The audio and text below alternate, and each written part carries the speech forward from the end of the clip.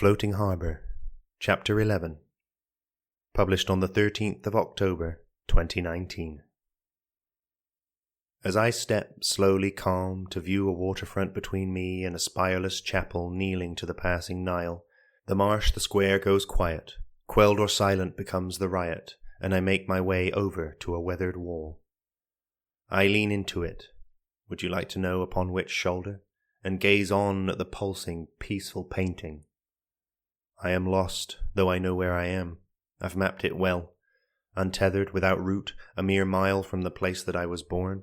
I'm toward the farther end of a time that I didn't want to go through, but again now, here in the future, backdropped by the past, I just want to go back or skip ahead, off into another time I conjure in my mind, or off travelling through moments that were realized.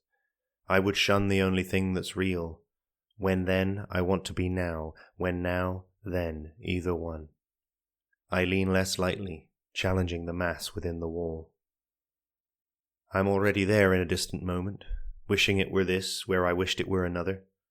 I can speak with the present tense, but I may as well have been speaking with the past as I was standing, having wandered, when things were then instead of now.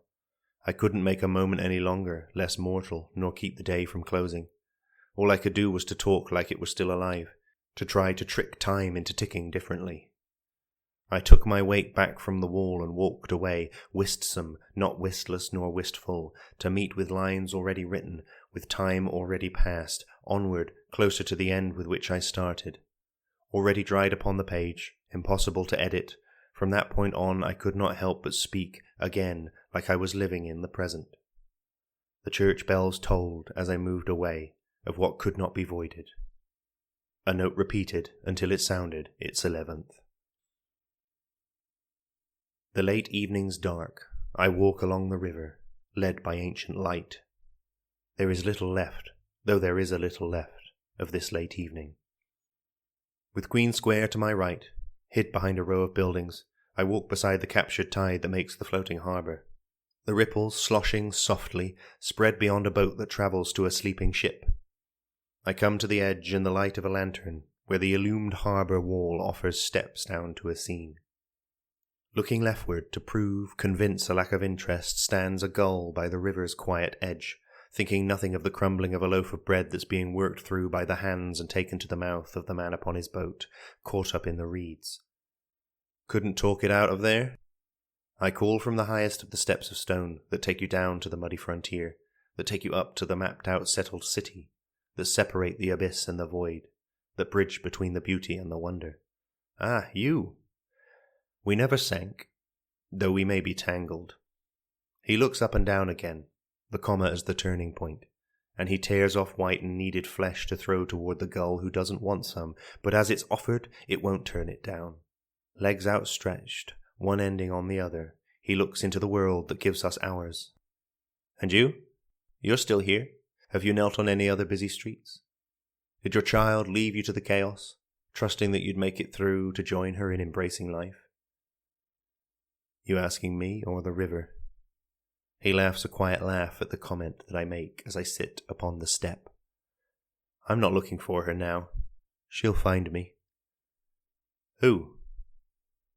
There's still a boat and still a man, still a seagull, still a river, yet the boat's of metal and the man's in jeans, and the seagull plucks out plastic from the water.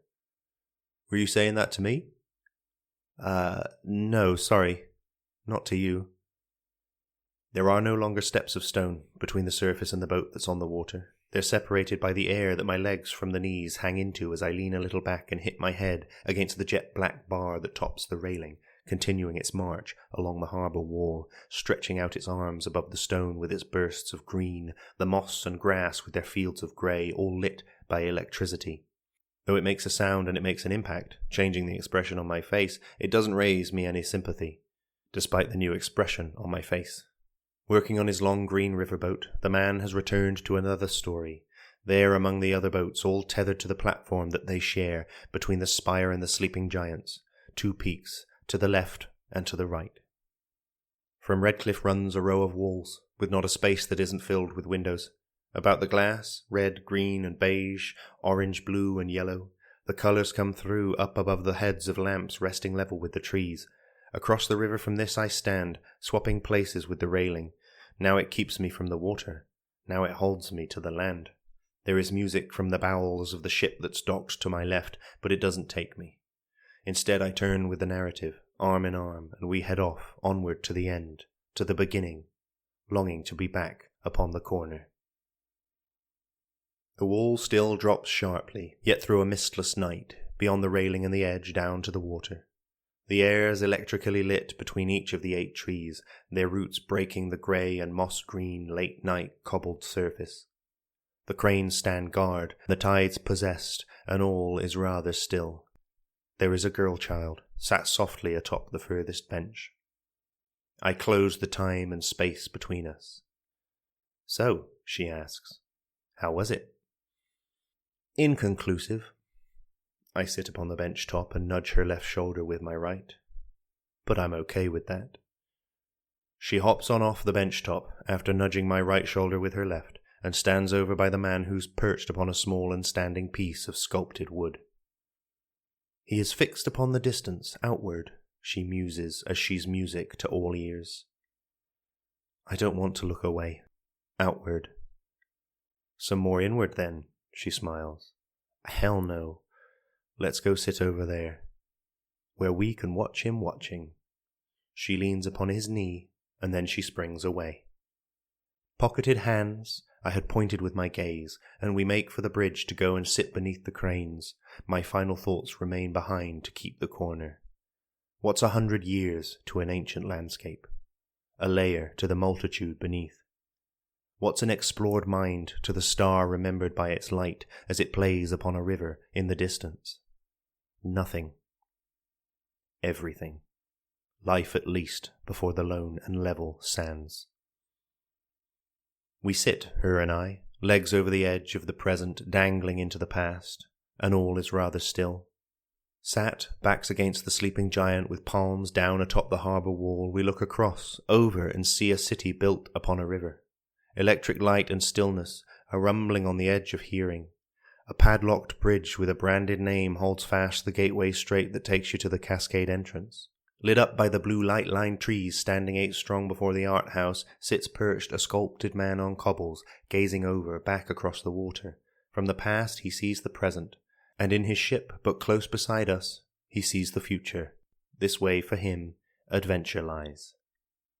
She pulls up her legs, breaching only just the edge as they were, crossing them with ease, bringing her back from its metal support to stand alone, hands cradling one the other where they meet in the air of the evening. I am staring at a star. She is reading the river's surface. Neither star nor river stir. We smile and do likewise.